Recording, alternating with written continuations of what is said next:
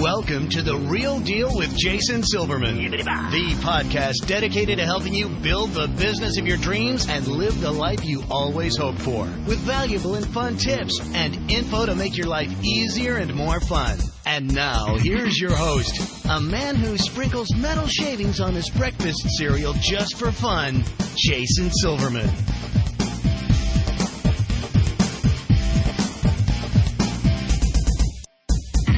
Hello, everybody, and welcome to The Real Deal with Jason Silverman. I'm your host, Jason Silverman, and I'm thrilled to share some time with you today.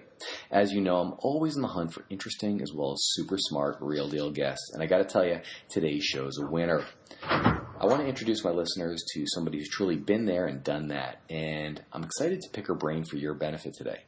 Now, for the folks who I work with in any of my coaching programs, my mastermind groups, or through Powerful Words Character Development, All-Star Cheer sites, you know how much I focus on turning your passion into a profitable business, right? Well, this show is going to help us to do just that. So today it's going to be my honor and privilege to share an amazing resource with you. You're going to love today's guest. She's got a ton of valuable information about what I consider to be one of the linchpins to your future success. So I want you to strap yourself in. Today's show is going to be a blast.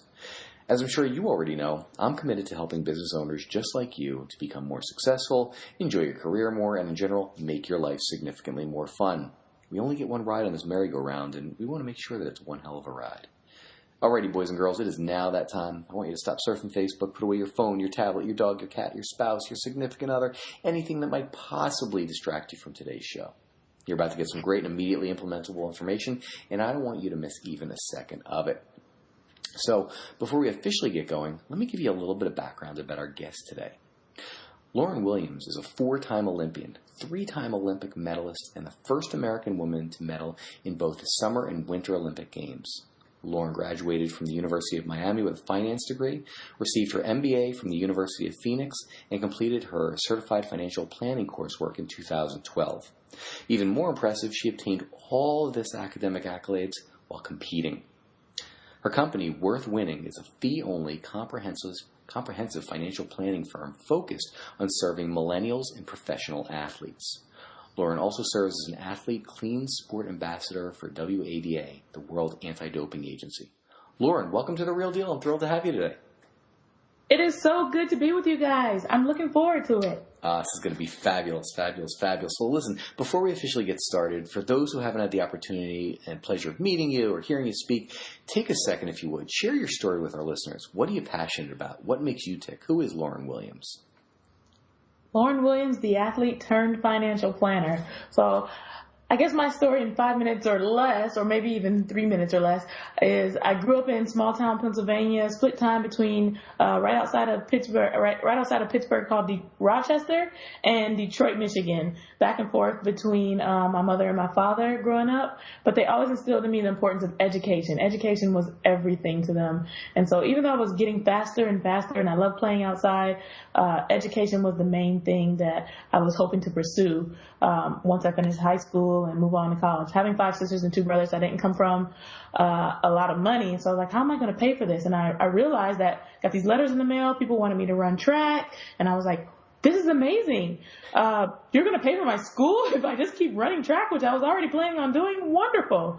So I got to the University of Miami and wanted to repay my coach for the opportunity to go and get a free education. And that's why I really worked hard. And that's where I started to have success on the track. And during that process, I was a finance major because I love math, I love money. I was totally an entrepreneurial kid, from selling rocks to neighbors to selling candy at school, at double the price. And they're like, well, why is it double? I know how much this costs. And I was like, but I had to go to the store and pick it up in the morning. So math, money, planning, and business has always been like genetically wired into me. And so I became this professional athlete in my junior year of college, not really planning on doing that. I said, just trying to get out of college and go off and start a career. I fell into professional sports just from trying to repay my coach for giving me the free education. And so I had a 6-figure contract. I was 20 years old, and I had no idea what to do with this money. I reached out to different financial advisors, and a family friend recommended one. was trying to make good decisions with my money, but I didn't end up with the person that had the best integrity or, wanted to do what was best for me. And so that was strike number one, where my money wasn't managed. I don't have the terrible story of an athlete going broke, but I wasn't managed in a way that was most helpful to me as a young person. I think financial planning kind of is an old school industry where you accumulate these assets, you're older, you're getting ready to retire, and that's it. You save money for retirement, and that's all there is to money. But we know there's so much more to it as an entrepreneur, as a young person, buying a house, that's a money issue. Having a baby, that's a money thing. All these different aspects. And so I was like, who's going to help me with that? Went and found another advisor, and same sort of situation. Didn't cater to the needs that I had, which were, like I said, budgeting and figuring out, what did life after sport look like, and how much time could I take to, to develop myself more before I really needed to get a job. All those different things are the things that I'm passionate about, helping people know and better understand every aspect of money, not just investing. I think people think of a financial advisor, planner, whatever you want to call us, wealth manager, all these different terms that they use, as a person who manages investments. And a real person that's going to help you is going to do comprehensive planning, where you focus on all those different things I was just talking about, all the aspects of money that are part of your life. Hopefully I summed up my story. Quickly enough. That's fabulous. It totally makes sense. So, I'm curious.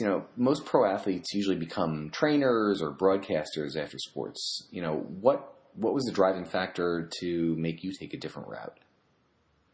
So I love math and I love money, and like I said, having not been treated perfectly myself, I saw this gap that needed to be filled. And like I said, I was asking my friends, so I asked, my athletic friends, like, well, what are you doing? Who are you using? And, I didn't realize at the time, but they were avoiding the question because they didn't have anyone, or they didn't have any idea what the person that was supposed to be helping them was doing either. They had the same sort of questions that I had. And so that's where I kind of decided, like I said, I did dabble in broadcasting a little bit. I'm actually kind of shy. I don't like being in front of the camera. I much prefer having a conversation with people. And so it's like, what way can I engage with others and make a difference in people's lives? That led me off into a path. And, athletes are so much more than coaches and broadcasters, and we don't just fit into a neat little box. We're not personal trainers. We're people. We've got all kinds of different interests, from, art and music and all the different things that other people are interested in. And, I think it's unfair sometimes that you put us in the, what are we going to do, coach or broadcast or, just go live our life and retire, which is also not the situation for many Olympic athletes. We've got to find work, and we want to work in areas we're passionate about. Totally makes sense. So, what would you say, the biggest issue, and it's interesting because you're directed towards millennials, and I think it's such an interesting and well-needed resource for this specific demographic. So what do you see as the biggest issue that both, millennials, and athletes have right now? I think the biggest issue is that we're entrepreneurs. We're small business owners. We're independent contractors. Millennials love to, get a job, find out that it doesn't fit their work-life balance, and move on to something else and start the thing that they're most passionate about. And managing your finances in the midst of that is super hard. You haven't had a time to accumulate a lot of savings, but you really want to do this thing and no one else is doing it. Or, if you do decide to work a traditional job, there's still a lot of turnover because you're trying to decide what you like, and you don't have a problem picking up every 2 years and moving to a different job to find that one thing that you're truly passionate about. Whereas parents found a job, worked there for 30 years, collected their pension. Now we've got 401ks, and there's a new one. Like I said, you leave a job and you leave a 401k there with a couple $1,000 in it, and then there's another one over here. And so, like, what do I do with all of this? And then just managing taxes and things like that as a independent contractor. There's so many athletes that come to me that are having tax issues because they don't understand the aspects of putting some money aside and planning ahead for taxes and, paying it quarterly so that you don't get caught at the end with a big check that you have to write. Those are the things that athletes and millennials are dealing with on a regular basis now.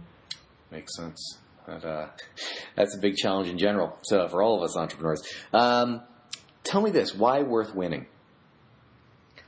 Worth winning. So the name comes from the idea that there are so many more things in life. So often an athlete thinks of themselves as that only, and their identity gets caught up in, like you said, if you're an athlete, you're going to go on and become a coach. You're going to go on and stay in sports. You're going to go on and, be a broadcaster. And sometimes an athlete themselves doesn't know who they are outside of competing on that field.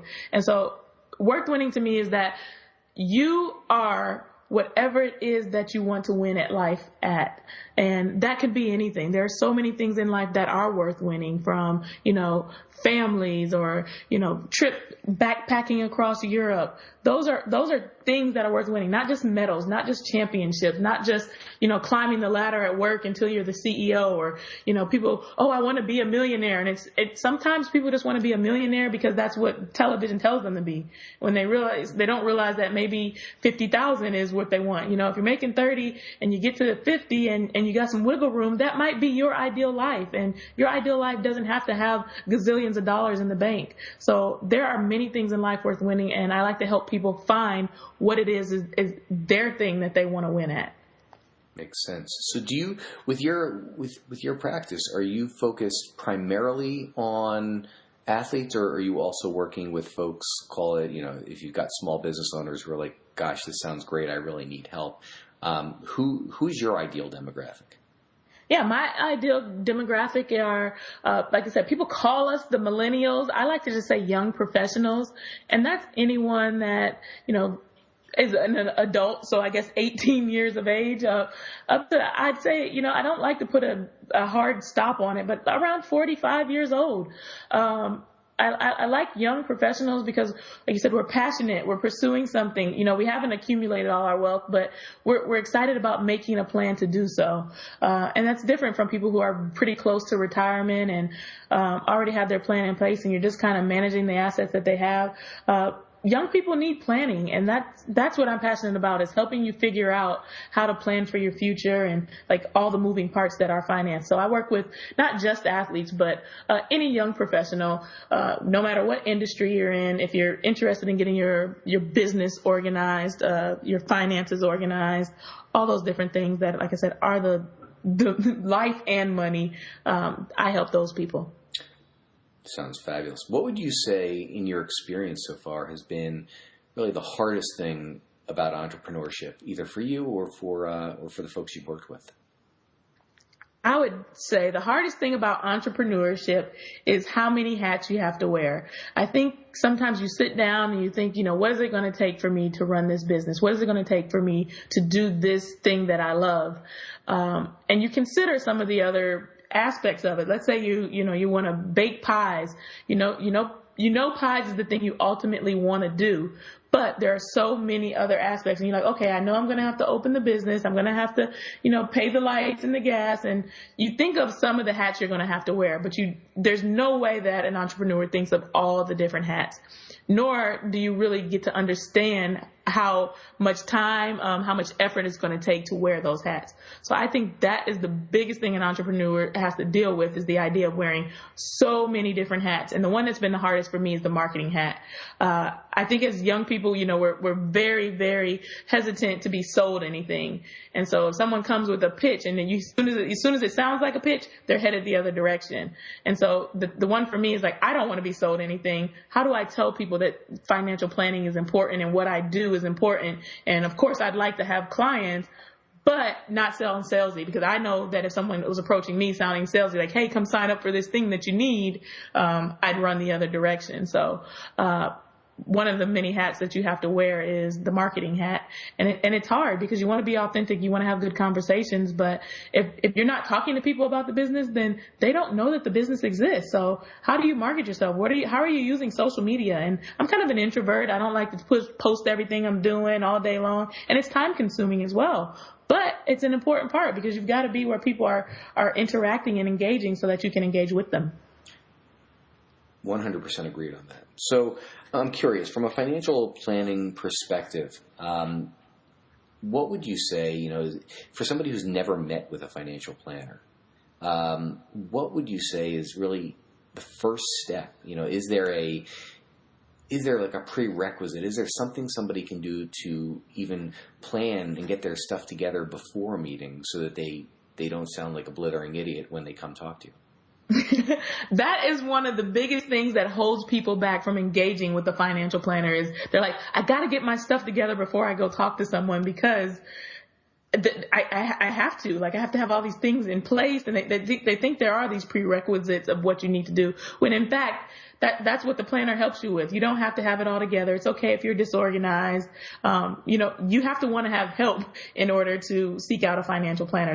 That is step number one. And then they'll give you the steps in the process that you need to go through in order to gather the proper documents. And, a good planner will talk to you about what your goals are and shape that plan around your goals. There's not like a hard and fast step number one, do this. Step number two, do that. Of course, like we know there's budgeting, there's covering risk and all those different things, but what it looks like specifically for you is the biggest thing. And in talking to a planner, if you're going out to interview someone, I think the most important thing is to find out how they get paid and understand that, because there's so many people out there that have hidden fees and don't explain to. They almost make it seem like it's free, and typically what they're doing is taking your money and investing it, which is nothing's wrong with investing your money. That's a great idea, but are you really getting the services and the planning that you need? And so understanding and asking a planner next, what services do you provide? What can I expect of you? And what if I have questions? Bring in a list of things you already have questions about as it relates to your money. And don't think that any of your questions are too crazy. If it's like, how much should I pay for a couch? Bring your question. A planner should be able to respond in a way that makes you feel like they care and that they're engaged in the process of helping you manage your life and your finances. Sounds fabulous. So this kind of actually dovetails into my next question. So obviously there are fees. You're going to be investing and you're going to be paying for this service. So I got to believe that some of the questions that folks will have is, well, why would I pay somebody to help me with my money? Wouldn't it just be smarter if I just saved that money and tried to accumulate it myself? You're right. And I think that's one of the biggest things that people do. They hesitate as it pertains to financial planning is because it's like, why spend money if the whole point is to organize the money? But the truth is that financial planning, just like anything else, is an investment in yourself. And I think it is an investment that you owe yourself. You go to a planner, like I said, you think you want to invest, but this is the investment because you're an expert at something. You're an expert at running your business, at, running your gym, doing all those different things. You need an expert at finances, and that's what some people do. We go to school for it. We get extra education, 3 different kinds of certifications, degrees, and such to focus specifically on how to best help people manage their money. And so just like you go to a doctor to get help, you wouldn't just go to your friend if you felt sick. You go to an expert that helps you because that's an investment. The same way that the other part too is the paying part. You pay your medical premium every month. It doesn't feel good to pay that premium, but doesn't it feel good to go to your doctor who knows your medical history if something gets sick? And doesn't it feel good to have a place to go when you are feeling sick? I think that's the thing that people forget about as it pertains to financial planning is that you build a relationship with the planner so that they know the background of what's going on. And when something changes, I found out I'm pregnant recently. Gotta go find, what does that look like? What is a 529 plan? What does that mean? To have a relationship already with someone who can walk you through that, who already knows what your path and your plan is priceless. I love that. I love that answer. All right. It is time, Lauryn, for our resource of the week. So tell me this, how can my listeners find out more about you and, how you're helping folks to chart out the right success for themselves? Well, you can find me just about anywhere. I'm going to, for the new year, start doing Facebook Live on Mondays. I'm going to call it Millennial Money Mondays, and also Snapchat. But right now I'm on worth-winning.com. You can find me there. You can set up a free consultation. I just want to talk to you to see if we're a good fit first, because if you're not a good fit, I'm sure I know someone who is. And at Worth Winning, we're not about just, like I said, gathering all the clients that we possibly can. We want clients that work well with us. And if we're not going to work well together, I'm sure we can find someone to help you get your finances organized if that's what is important to you. I'm on Twitter, worth_winning.com. Oh, not .com, but just worth_winning. Facebook, we have a Worth Winning page as well. We're putting up weekly blogs. posting quite regularly articles that are cool for millennials, business owners, and athletes. And I think those are the main places. Instagram just a little bit at Lauryn C. Williams. But we're pretty easy to find. Fabulous. All right. I always like to end my podcast with what I consider to be a really telling question. So if you could give business owners just one solid piece of advice to either help their business, or more importantly, help them to live a better, more balanced life, what would that piece of advice be? Just one piece of advice to all the business owners out there. I think that would have to be is the perseverance of it all. As business owners, we get beat up. And some mornings, I like to say that I ride the emotional roller coaster 4 to 5 times a day. You wake up and you're like, all right, this is the day. I'm going to do it. It's going to be awesome. And then you're by lunch and you're like, why did I ever start a business? This is a terrible idea. I'm going to fail. And then, a client calls or a prospective client calls and you're like, yes, this is awesome. I'm helping people. Life is going to be great. And then, something else happens and you're like, oh my goodness, I have to do compliance paperwork for the next 3 hours. And you're down again. But persevering through all of that, reminding yourself constantly of why you're passionate about what you're doing, is the best advice that I can give a business owner is mind over all of those other things that are being thrown your way. Remind yourself constantly about why this makes a difference, why it matters, and don't get tied up into the money aspect of it. You're doing what you're doing because you're passionate about it, but make sure your finances are organized so you don't have to get tied up in, oh my goodness, when is the next client coming through the door? So keep the mind and the money part separate, and make sure you're doing things to feed your mind as well, to keep yourself, ready and raring to go and always feeling re-energized toward your business. Love it. Lauryn, thank you so much for joining me today. I know how busy your schedule is, and it means the world to me that you shared some of your time as well as your wisdom with us. These have been fabulous tips. Thank you. And thank you for having me. I'm really excited to have talked to all of you. The pleasure is ours. All righty, folks, that is all the time we've got today. Thanks so much for tuning in to The Real Deal with Jason Silverman. For more info about private coaching, to see if you benefit from one of my mastermind groups, visit me over at www.jasonmsilverman.com. I look forward to helping you achieve the success that you truly deserve. Until next time, let me leave you with this. Get out there and be the real deal. Set a goal, make a plan, work like hell towards it, and achieve the success that's waiting for you. Now's the time. Get out there and make it happen.